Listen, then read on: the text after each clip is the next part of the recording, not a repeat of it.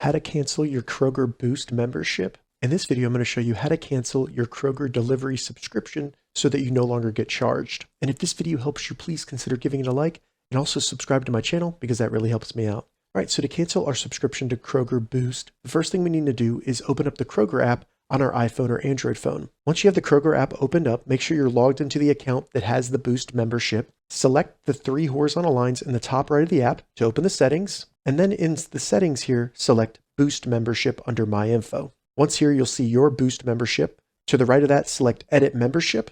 And then at the bottom, select Cancel Membership. You'll then be brought here where it tells you when your membership will be canceled. So you get to use it up to the point where it would have renewed. So confirm you want to cancel your membership by selecting Cancel Membership. Then give them a reason why you're canceling your Boost membership. Scroll down and select Submit.